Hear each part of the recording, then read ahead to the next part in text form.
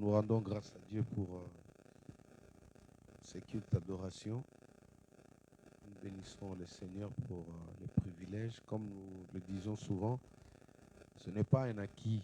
Vous savez, j'ai suivi cet après-midi un journaliste qui pleurait, un pasteur qui venait de partir. Alors le pasteur en question passait des émissions chez lui.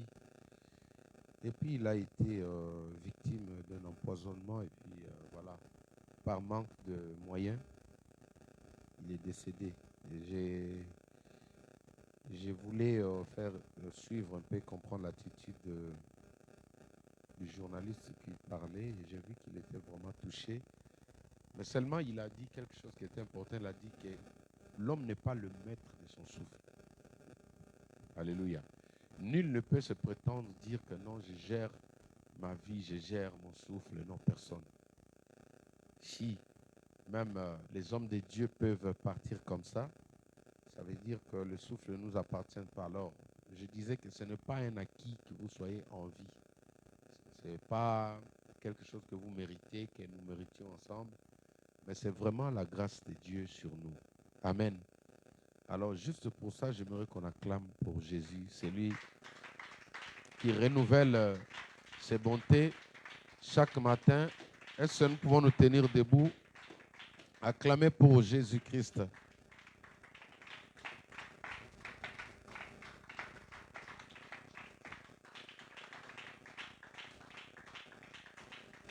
Amen. Gloire à Dieu. Vous pouvez reprendre place. Je suis en train d'exhorter les dimanches par la grâce de Dieu. Nous allons essayer d'aller en profondeur avec les enseignements pour parler sur les sujets que nous avons. Nous sommes en train de continuer notre enseignement sur le thème principal que nous avons nommé « Ils verront celui qu'ils ont percé ». Amen. Et comme je l'ai dit dans mon introduction, c'est un message de paix, un message d'espoir, un message d'encouragement, un message qui vient vous réveiller quelqu'un qui était désespéré, un message qui vient nous garantir encore à la survie, nous garantir à pouvoir vivre les bontés de l'Éternel dans notre vie. Amen. On appelle ce message la bonne nouvelle. La bonne nouvelle, quand elle vient pour reconforter les gens, elle vient pour redonner l'espoir, elle vient pour inspirer les gens, pour prendre celui ou celle qui était désespérée, abandonnée à elle-même, lui dire que non, il y a encore de l'espoir, selon qu'il est dit dans Ecclésiaste chapitre 9, verset 4, la Bible dit « Pour tous ceux qui vivent, il y a de l'espérance. » Est-ce qu'on peut acclamer le Seigneur? Amen. Donc, vous devez espérer tout simplement parce que vous avez cru, vous avez donné votre vie à Christ. Je vais essayer d'aller, d'être un peu plus bref. Les dimanches, je prendrai le temps de pouvoir enseigner un peu en profondeur. Alors, je voudrais qu'ensemble nous puissions recevoir nos bien-aimés. Ils ne sont pas encore en ligne. Nos bien-aimés, nos fidèles internautes ne sont pas encore là. Et tous ceux qui sont en ligne, veuillez partager, même vous qui êtes ici, veuillez partager, inviter le maximum de personnes pour qu'au travers vous, le Seigneur puisse atteindre quelqu'un, sauver des vies. Amen. Alors, je voudrais m'entretenir avec vous pendant 10 minutes, 10 minutes sur le sous-thème que nous avons utilisé le mardi dernier. Nous l'avons nommé « Qui a percé ta vie ?» Qui a percé ta vie? Je vais revenir sur ça avec quelques rajouts. Alors, pourquoi ce sous-thème est en forme interrogative? Parce que quand nous constatons dans nos vies, il y a des situations qui sont inexplicables. Il y a des choses que vous-même, vous ne pouvez pas saisir, vous ne pouvez pas décoder. Il y a des histoires qui arrivent. David dit dans le psaume, il dit, « Le malheur atteint souvent le juste, mais l'Éternel en délivre toujours. » Mais quand vous regardez dans la logique des choses, comment Dieu fonctionne, pour que quelqu'un soit touché, il y a eu quelque part une cause ou une raison. Alléluia. Appelons ça cause. Souvent, c'est une personne peut être percée parce qu'il a été distrait. Une personne peut être percée ou touchée par l'ennemi parce qu'il n'a pas obéi à la voix de Dieu. Il y a plusieurs causes, on en parlera les dimanches. C'est vraiment un sujet qui doit en même temps nous ramener à réfléchir, à étudier notre marche vis-à-vis de Dieu. Amen. Alors, dans notre texte de base, comme nous l'avons dit, je vais expliquer d'abord, percer veut dire quoi? Je vais essayer de le réduire un peu. Percer veut dire transpercer, c'est-à-dire créer une ouverture. Une ouverture. Des forces. Alléluia. Quand on dit percer quelque chose, c'est-à-dire on utilise un pouvoir, une autorité supérieure à la situation ou à la personne qui est devant vous. Quand on vous dit perce la muraille, c'est un ordre, c'est-à-dire exerce la force que tu as pour traverser de l'autre côté. Il y a une force qui accompagne une flèche qui va pour percer. La flèche en soi ou la lance, quand vous l'avez comme ça, elle n'est pas nuisible. Alléluia. Mais seulement quand vous exercez une force, une pression, elle a maintenant la capacité de pouvoir créer une ouverture ou cicatriser une personne. Il y a un message que j'ai prêché en Afrique il y a de cela beaucoup d'années sur Ézéchiel, je crois Ézéchiel chapitre 8, verset 8, où Dieu s'adresse, il donne l'ordre au prophète Ézéchiel, il dit, fils de l'homme, perce la muraille. Est-ce qu'on peut me lire ça rapidement? Regardez si vous pouvez retrouver ça. Ézéchiel chapitre 8, verset 8. Il dit, perce la muraille. Alors ici, l'homme de Dieu ou le prophète Ézéchiel est devant le temple. Ézéchiel 8, 8. Vous l'avez? Allez-y, faites la lecture. On va vous écouter.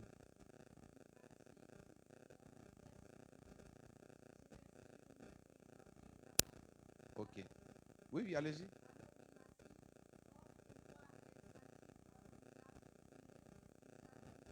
Ok, merci. Est-ce qu'on peut acclamer le Seigneur? Merci, Saint-Esprit. C'est un message que j'ai prêché il y a vraiment beaucoup d'années. Ça m'est venu dans l'esprit, comme je parlais de percer ici. Le Saint-Esprit me l'a rappelé. Ici, dans ce contexte, Dieu voulait montrer la réalité qui s'est passée dans le temple d'Israël. Il voulait amener le prophète à voir ce qui se passe dans le temple, dans le sanctuaire, dans le lieu saint. Quand on voit le temple en dehors comme ça, on se dit que non, c'est la maison de Dieu. On dit que Dieu est là. Maintenant, quand Dieu appelle le prophète, il dit non. Perce la muraille, c'est-à-dire il lui donne un ordre. En même temps, il lui demande d'exercer une force. Tu ne peux pas percer si tu n'as pas une force, une pression derrière. Alléluia. Et malheureusement, lui, quand il prie maintenant, la pression ou la force qui l'a mené à comprendre, c'était la prière. Dis avec moi la prière. Il a prié maintenant, Dieu va prendre son esprit, il va le ramener dans le temple. C'est-à-dire, il n'y avait pas d'obstacle devant lui. Il a percé tous les obstacles, c'est-à-dire le mur du temple qui constituait des obstacles, des fermetures, mais par la prière, en tant que prophète, il a pu percer pour voir ce qui s'est passé à l'intérieur. Je prie que ce soir, le Saint-Esprit te rend capable à pouvoir percer tous les murailles de ta vie. Je n'ai pas entendu ton amen. Pourquoi Jérémie 33, 3 dit, invoque-moi, je te montrerai, je t'annoncerai des choses cachées, des choses que tu ne connais pas. Il était prophète. Il a prié. Dieu lui dit, perce seulement la muraille.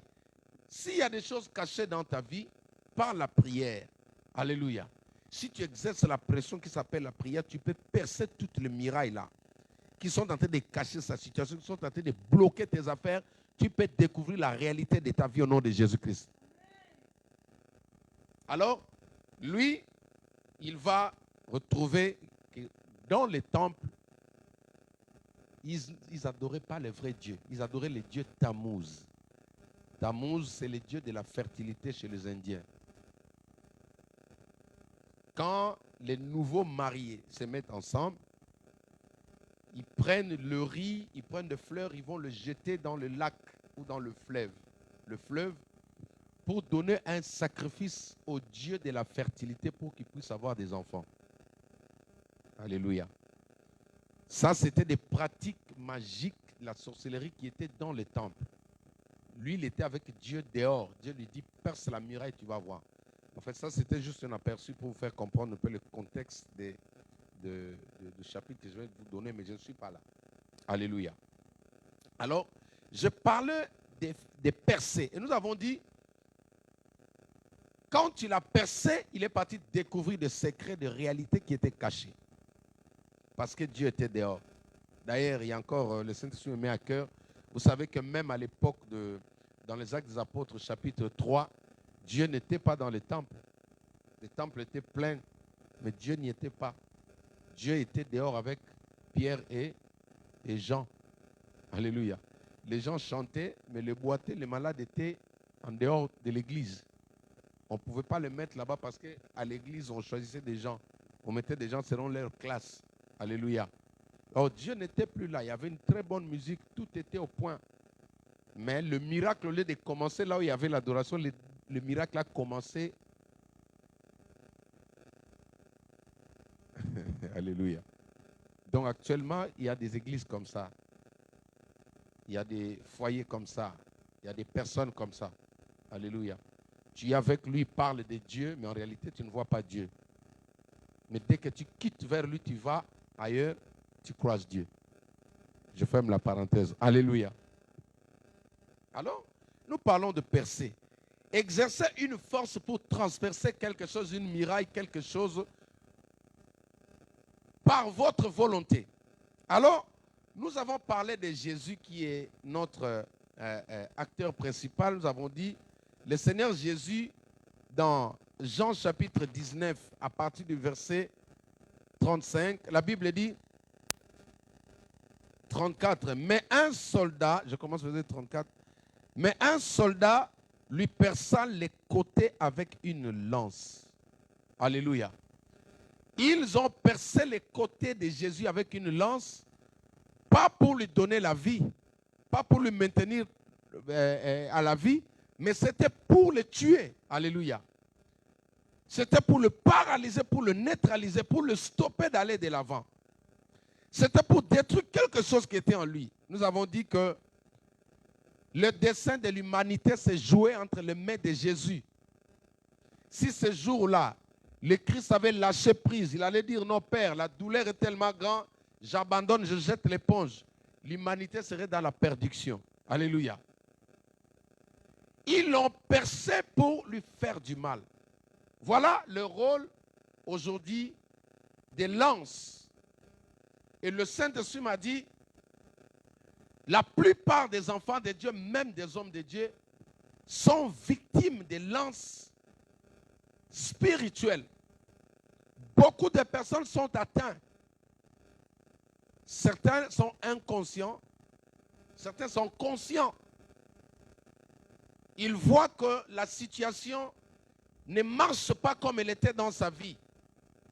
Nous avons donné l'exemple en disant, quand un pneu crève en pleine autoroute, c'est-à-dire qu'il a été percé par un clou. Alléluia. Et quelles sont les conséquences dans la vie d'une personne qui a été percée? Voilà, merci. Le ralentissement. Dis avec moi le ralentissement. C'est-à-dire, vous allez, au fur et à mesure, vous allez constater un ralentissement dans les affaires, dans vos projets, un ralentissement dans votre manière d'aimer, un ralentissement dans votre manière d'obéir à Dieu. Un ralentissement dans tous les domaines. Cela est dû du fait que vous avez reçu une lance. Parce que vous n'étiez plus la même personne qu'aujourd'hui. Paul s'adresse aux Galates. Il dit, ô Galates dépourvus de sens, qui vous a ensorcelé? Galates 3, verset 3. Qui vous a ensorcelé? Vous qui autrefois, vous courez mieux. Vous qui autrefois, vous avez le zèle pour Dieu. Vous avez l'amour pour Dieu. Qui vous a ensorcelé pour qu'aujourd'hui vous redeveniez l'ancienne personne que vous étiez avant de croiser le Christ. Le ralentissement aujourd'hui dans plusieurs domaines est la cause qui fait que les gens tombent malades, les gens sont en train de mourir, les gens sont en train de perdre le travail, les gens sont en train de chavirer, même l'abandon de la foi est causé de lance satanique ou démoniaque que l'ennemi est en train de lancer contre l'Église. Alléluia.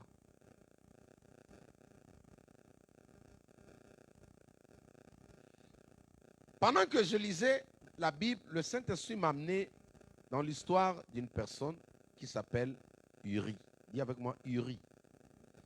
Uri, c'était un des généraux, le vaillant homme qui était à côté du roi David. Un soldat qui avait de grandes capacités. C'est-à-dire, c'est quelqu'un qui avait le cœur du roi. Le roi pouvait compter sur lui. Alors, l'histoire d'Uri, pour faire court, Uri est parti en guerre. Alors que tout Israël était en guerre, le roi David est resté chez lui à la maison. Pendant que les militaires étaient au front, lui, il est resté faire la fête. Il est monté sur le toit de sa maison pour essayer de prendre de l'air. Alléluia. Et là, le diable l'a séduit. Il est parti voir la femme de son militaire qui était en train de se laver. Quand il a vu cette femme-là, il a été séduit. Vous connaissez la suite. Il a tout mis en place pour pouvoir reprendre la femme de son serviteur. Et après, quelque temps, il s'est rendu compte, la femme lui dit qu'il est enceinte. David s'est dit, mais qu'est-ce qu'il doit faire? Alléluia. Vous savez que même dans la vie de David, il y a des exemples qu'il ne faut pas prendre. Oui, parce que les gens se trompent aujourd'hui. On dit, mais David, c'était l'homme, Dieu l'appelait l'homme selon son cœur. Regardez, il est mort malheureux. Un papa, l'homme selon le cœur de Dieu, est mort. Son fils voulait lui faire la peau. Son fils a voulu le détrôner. Son fils voulait le tuer. Il y a eu de l'inceste dans sa maison. La fin de David a été malheur. Il a pleuré. Il s'est repenti d'avoir commis le mal. Alléluia. Quand vous lisez la Bible, prenez ce qui est bon. Ce qui est mauvais, ne prends pas. Ne dites pas que non, Salomon, non. Salomon est mort malheureux, pauvre, malgré que Dieu l'avait béni. Vous savez, quand quelqu'un conclut sa vie en disant vanité de vanité, tout est vanité, ça veut dire quoi? Ça dit qu'il a pleuré, il avait de l'argent a pris les ailes, il est parti. Alléluia. Alors, notre beau monsieur ici, David, il va mettre des plans pour pouvoir prendre Uri, le ramener, lui dire, Uri, va dormir avec ta femme. Parce que lui savait déjà qu'il a engrossé la femme d'Uri. Maintenant, il dit à Uri, va dormir là-bas comme ça. Une semaine après, la femme va lui dire, non, je suis en retard, mais c'est toi qui étais venu avec moi. Finalement, Uri, qui est le type des hommes fidèles à Dieu. Alléluia. Uri, qui est le type des hommes disciplinés. Il est le type des hommes consacrés. Alléluia. Il est le type de personne qui obéit à 100% ce que Dieu lui demande. Quand Dieu lui dit quelque chose, il le fait. Alléluia. Uri savait que tout le pays était en jeûne et prière. Il fallait relever un défi. Comment toi tu me dis, pendant que les autres sont en train de prier, tu me dis d'aller dormir avec ma femme. Alléluia. Comment pendant que toute l'église est en prière, toi tu vas dans une fête? C'est ça le grand problème. Comment l'église est en prière, toi tu te retires? Regardez, Uri a refusé de faire ça. Après, David, comme il était animé d'un mauvais esprit là, cet esprit d'impudicité, il a conçu un plan pour pouvoir mettre fin à la vie d'Uri. Il dit aux généraux, il dit, prenez Uri, mettez-le dans la première ligne au front. Comme ça, lui, il va mourir. Quand il va mourir, et puis on va oublier, moi je vais récupérer sa femme. Bref, quand Uri, d'autres généraux, ils ont fait le plan, ils l'ont mis à l'avant-garde. La Bible dit qu'une lance est sortie de hasard, est venue frapper Uri, Uri était décédé. Alléluia. Il est mort par une lance. Qu'est-ce que je veux dire? Des lances, ce sont des mauvaises choses. Des lances, ce sont des instruments que l'ennemi utilise pour ralentir, pour paralyser, pour détruire, pour fissurer des familles, pour séparer des personnes. Alors, raison pour laquelle la Bible nous donne le pouvoir de prier pour détruire, pour annuler, pour cicatriser ces blessures. Alléluia.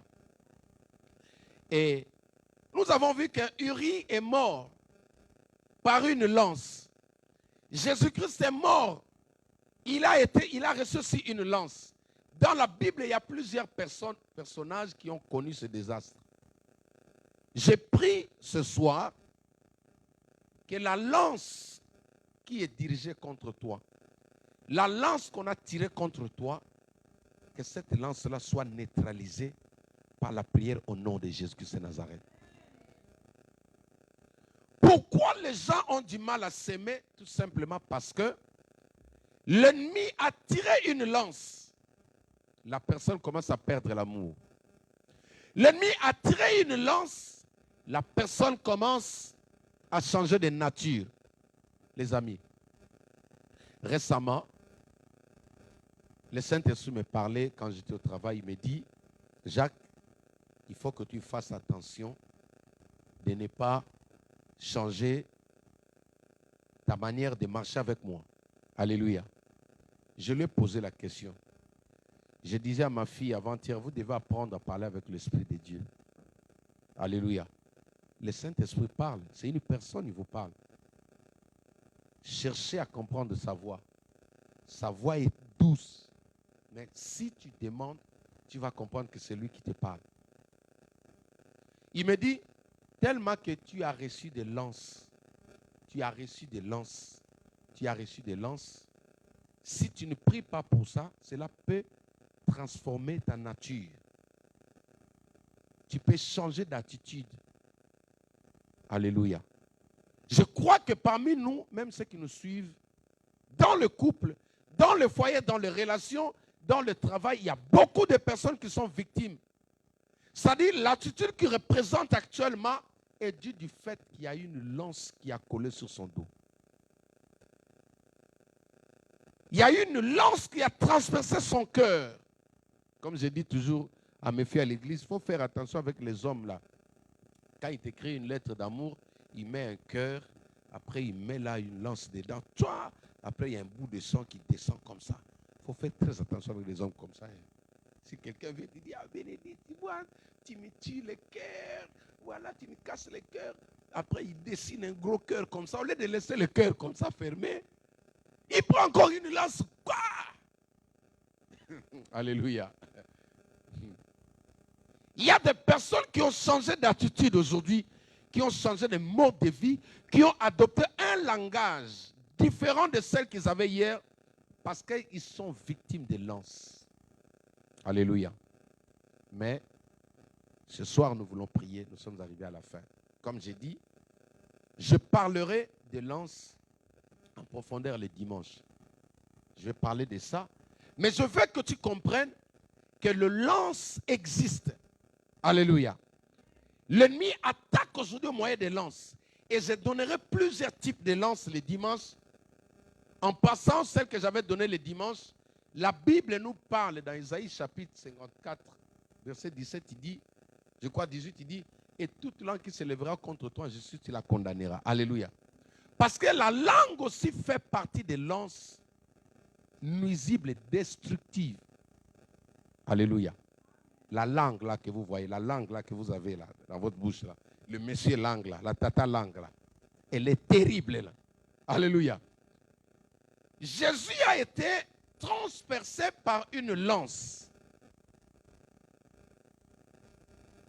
Ici, Uri, qui nous inspire la fidélité au roi, la fidélité à Dieu, la fidélité à son pasteur, la fidélité à son dirigeant, la consécration, la crainte de Dieu. Il se dit, si l'église est en prière, moi aussi je me mettrai en prière. Alléluia. Même si je suis en voyage, je serai en prière avec eux. Voilà les côtés bons du riz. Je parlerai de ça. Pourquoi la Bible dit et toute langue qui s'élèvera contre toi? Parce que la langue peut s'élever en forme de flèche ou de lance. Et ça détruit, ça paralyse. Lisez avec moi la Bible. Proverbe chapitre 18, verset 21. La mort et la vie sont au pouvoir de la langue.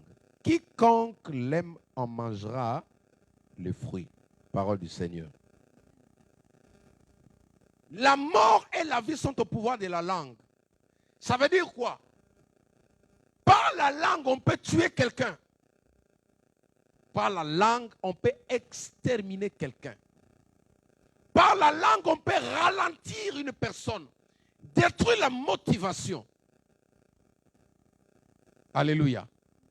Par la langue, on peut affaiblir la foi d'une personne. Par la langue. Et le Saint-Esprit me dit, beaucoup des enfants de Dieu sont victimes de flèches ou de lances appelées la langue. C'est pourquoi nous allons prier pour cela. Mais vous et moi, en tant qu'enfants de Dieu, nous devons veiller avec notre langue. Alléluia. Que votre langue ne soit pas une flèche, une lance pour ton prochain. Comme j'ai toujours dit, 2 Corinthiens chapitre 5, verset 17, la Bible dit ceci. Quand une personne est en Christ, il est devenu une nouvelle créature. Toutes les choses anciennes sont passées, voici toutes choses sont devenues nouvelles. Alléluia. Ça, il y a une transformation qu'on appelle autrement la métanoïa qui doit se faire dans la vie de tout enfant de Dieu. Les jours où on est né de nouveau, il y a une transformation. C'est indiscutable. On doit voir ça. Ce n'est pas à toi de dire que j'ai changé, mais les gens doivent voir. Un arbre ne crie pas, regardez, j'ai le fruit. Non, c'est les gens qui voient qu'il a des fruits. Alléluia. C'est les gens qui vont voir le fruit. Or, nous avons un problème aujourd'hui. Dans les corps du Christ, parlons de l'église de Jésus-Christ. Nous avons des personnes qui ne sont pas passées par la transformation, par la métanoïa, par l'abandon de l'ancienne nature. C'est ainsi que cette nature-là est en train de ralentir, causer des ralentissements dans le foyer. Elle est en train de bloquer, de freiner l'avancement de ceux qui sont faibles dans la foi. Chacun de nous, là où nous sommes, a besoin de s'exercer. Alléluia.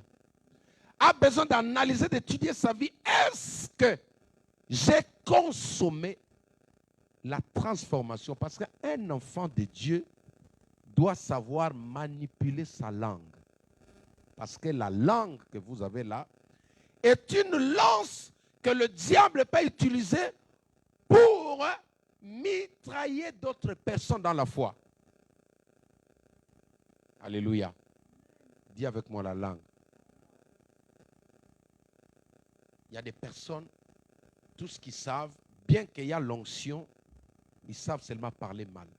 Il y a des gens, je parle des enfants de Dieu, je ne parle pas des païens. Comment entretenez-vous votre langue? Si la Bible dit, toute langue qui se lèvera contre toi, Jésus, tu la condamneras, c'est-à-dire la langue aussi tue. Je vous ai parlé du prophète Jérémie. Pourquoi Jérémie a pleuré? Pourquoi Dieu a dit, bon, tu écris les lamentations de Jérémie? Ses collègues prophètes qui voulaient à ce que lui devienne comme eux, corrompus, ils se sont dit, tuons-les avec la langue. C'est-à-dire, créons des histoires autour de lui pour mieux le tuer. Le diable est comme ça. S'il vous cherche dans l'impudicité, il ne vous trouve pas. Il vous cherche dans le vol, il ne vous trouve pas. Il vous cherche dans la calomnie, vous n'êtes pas là. Il vous cherche dans les mensonges, vous n'êtes pas là. Il va utiliser la langue. Alléluia. Il va créer des histoires. Il peut mettre à votre côté quelqu'un qui vous parle mal. Il peut susciter dans votre maison quelqu'un qui a une mauvaise langue, la langue de serpent. Tout ce qui parle vous détruit. Tout ce qui parle vous affaiblit. Tout ce qui vous parle vous ralentisse. Il ne peut jamais vous encourager ou elle ne peut jamais vous encourager. Ça, c'est une ruse. C'est une lance à détruire ce soir au nom de Jésus-Christ.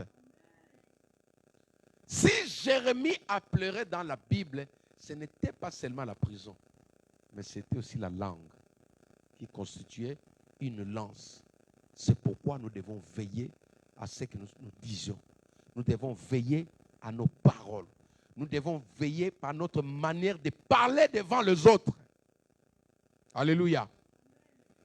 Que l'ennemi ne se sert pas de vous comme il en a fait avec notre grand frère Samson. Samson avait la force surnaturelle pour tuer l'ennemi. Mais cette force-là, au lieu de tuer l'ennemi, ça a servi encore à l'ennemi de pouvoir attaquer les enfants de Dieu. Il a pris la force que Dieu lui avait donnée pour libérer le peuple. Il a commencé à nourrir le diable. Il était au moulin en prison. C'est lui qui était en train de moudre, de faire le bleu pour nourrir. Aujourd'hui, l'ennemi peut se saisir de votre langue. Qui pour Dieu devait bénir les gens? Qui pour Dieu devait sortir les gens du malheur? L'ennemi peut se servir de cela pour pouvoir encore paralyser.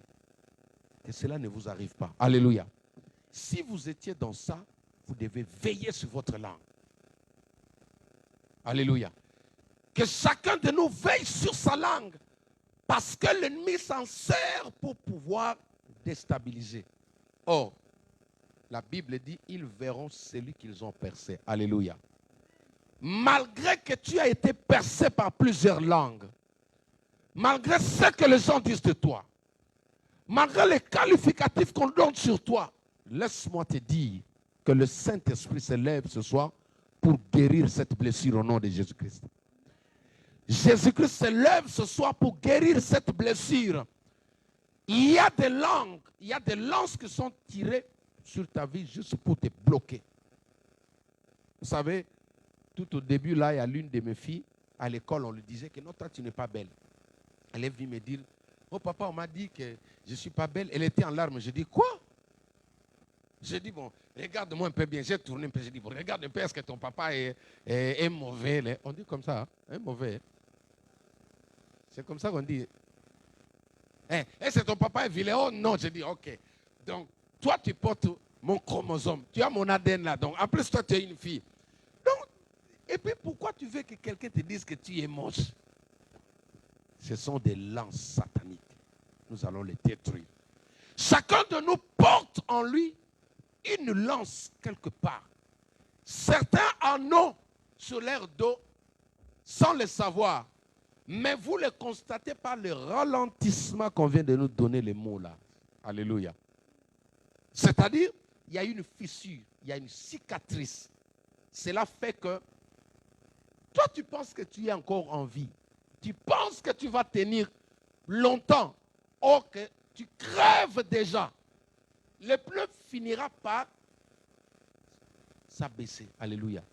Et vous stationnez. Mais nous voulons enlever cette lance. Alléluia. Nous voulons enlever cette lance. Le Saint-Esprit me dit qu'il y a des personnes qui ont ramassé des mauvaises paroles. Il y a des personnes qui ont ramassé des mauvaises paroles. Des paroles qui vous dénigrent. une parole, quand tu vois la personne comme ça, tu te dis, vraiment, ce qu'il m'a fait là. Pourquoi il m'a dit ça? Quand tu vois la personne, tu sens comme si tu saignes au-dedans de toi. Juste le nom de la personne te fait mal au cœur. Tu n'arrives pas à dormir. Ça, c'est une lance. Nous allons la détruire. Alléluia. Tenons-nous debout, acclamons le Seigneur.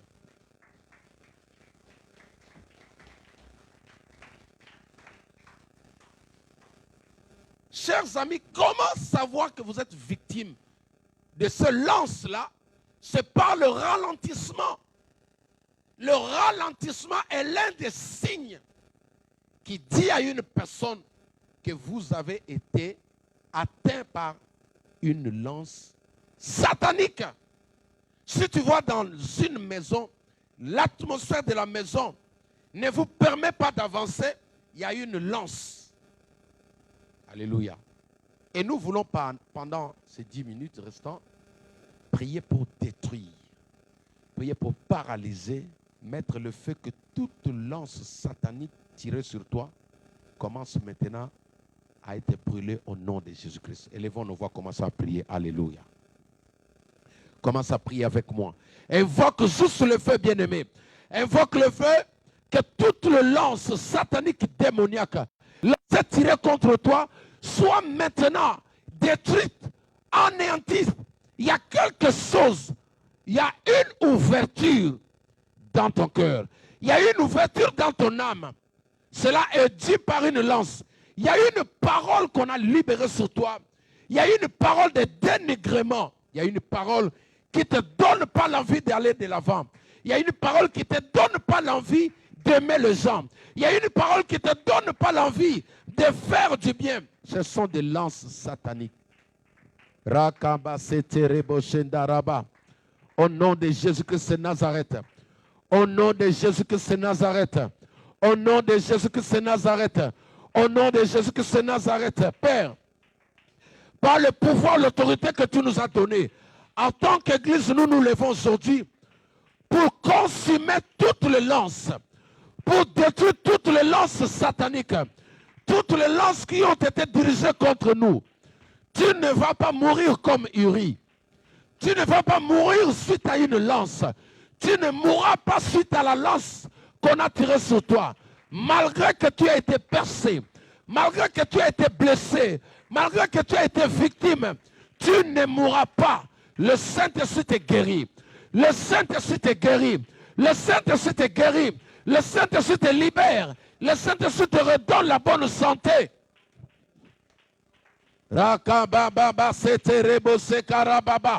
Je disais à quelqu'un, malgré cette blessure, malgré cette ouverture qui a été créée de force par tes ennemis, par des gens qui ne t'aiment pas, tu guériras de cette maladie. Tu ne mourras pas. Tu ne mourras pas. Tu vas redevenir encore cet enfant de Dieu, plein de joie, plein de joie. Tu vas vivre. Rakabaseta.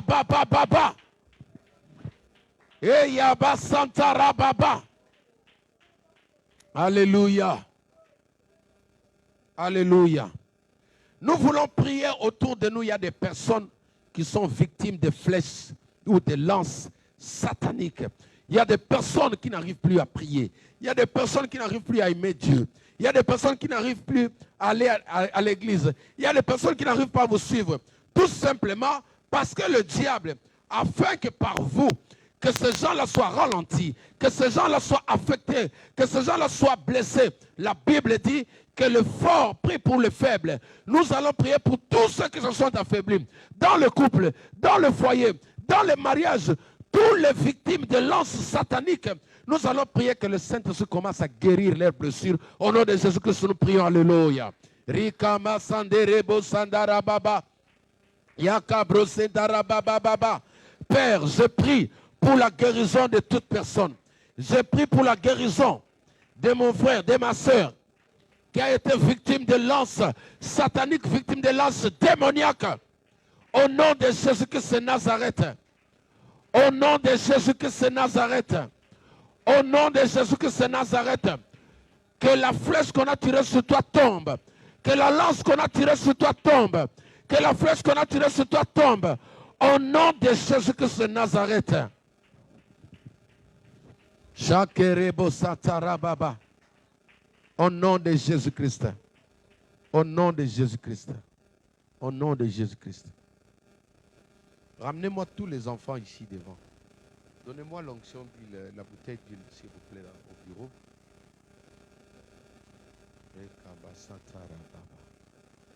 C'est pourquoi même dans la semaine, prenez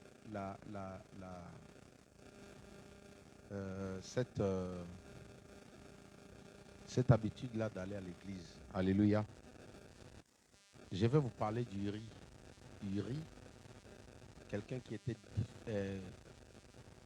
fidèle, consacré à Dieu et qui avait une vie de consécration, premièrement, c'est-à-dire la vie de la crainte de Dieu, et il était aussi consacré. Alléluia. C'est-à-dire il était à l'endroit où il se retrouvait. Amen. Le Seigneur nous a donné le message pour prier pour les enfants. Amen. Je vais prier pour vous avec onction d'huile. Je vais mettre de l'huile d'onction sur vous pour vous consacrer à Dieu. Amen. Nous, ceux qui sont restés là-bas, nous allons juste lever notre main droite. Nous allons prier pour que le dessein du diable soit nul et sans effet sur ses enfants. Amen. Que tout le flèche, le lance des ténèbres que l'ennemi a préparé contre ses enfants soit nul et sans effet. Et je prie que cela retourne à l'expéditeur. Que tout celui qui est derrière ces flèches, que lui-même puisse le recevoir là où il est. Élève juste ta main, commence à prier, invoquer le feu sur la vie de nos enfants. Les enfants, vous fermez vos yeux. Gardez l'attitude de la prière, fermez vos yeux. Je vais prier pour vous. Si je vous touche, après vous rentrez vous asseoir. Au nom de Jésus.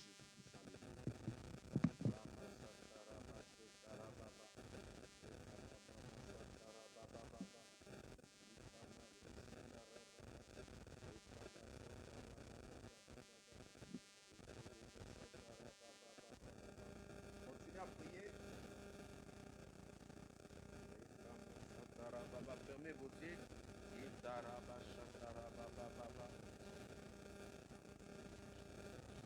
Au nom de Jésus-Christ.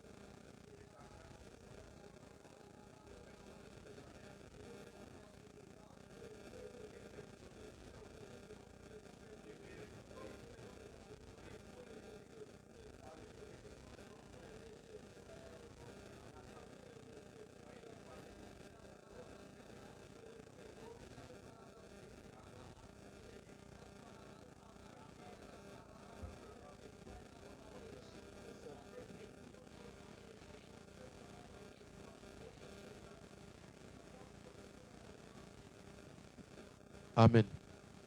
Frère Emmanuel, vous pouvez venir, s'il vous plaît. Venez devant, je prie pour vous. Frère Emmanuel, oui, venez. Amen. Je vais juste annuler ce que je vis sur toi, que cela ne t'arrive pas. Amen. Comme je vous ai dit qu'un pasteur, c'est une sentinelle. Le rôle d'un pasteur, quand tu as un pasteur, il doit être en mesure de voir ce que l'ennemi prépare contre les enfants. Moi, je prie, je sais que je ne suis pas plus que les autres hommes de Dieu, mais je n'adhère pas dans cette philosophie où on vient t'apprendre des mauvaises situations sur tes enfants et que tu n'en sois pas informé. Jésus, le bon berger, quand Pierre était réclamé, Jésus a vu ça avant que cela atteigne Pierre. Il a dit à Pierre, aujourd'hui la nuit tu as été réclamé et j'ai prié pour toi pour que tu ne chavires pas. Amen. Je vis des choses, je vais te dire tout à l'heure. Mais j'aimerais là, sous l'onction, prier d'abord pour toi, pour t'épargner de toutes ces choses. Amen. C'est bien d'avoir un père spirituel, d'avoir un pasteur, d'avoir un intercesseur, quelqu'un qui prie tous les jours, même si ce n'est pas 1 heure du temps, mais le fait seulement que je te porte dans mon cœur, là. Comme j'avais dit, on ne peut pas te voler de mes mains ici. Amen. Ok. Garde juste tes yeux fermés, je vais prier pour toi. Seigneur, au nom de Jésus, j'épargne, je le mets à l'abri du Très-Haut. J'annule le plan de l'ennemi, le dessein du diable sur lui. Toute arrestation forfaitaire, Seigneur, tout le plan de l'ennemi qu'il a planifié contre lui, qu'il soit épargné. Au nom puissant de Jésus-Christ. Je sécurise sa maison, ses enfants. Que ta bénédiction, ta grâce accompagne mon frère. Au nom de Jésus-Christ, ainsi prier. Amen. Que Dieu te bénisse. Tu peux t'asseoir. Amen. Alléluia. Ceux qui ont apporté les offrandes, ils peuvent rapidement le ramener. Et ceux qui ont apporté aussi quelque chose pour le loyer, comme je vous ai dit, que, bon, je vais parler. Les gens qui nous suivent là, vous allez écouter en esprit et en vérité. Ok. Sinon, vous m'appelez, je vais parler avec vous. Ramenez vos offrandes rapidement.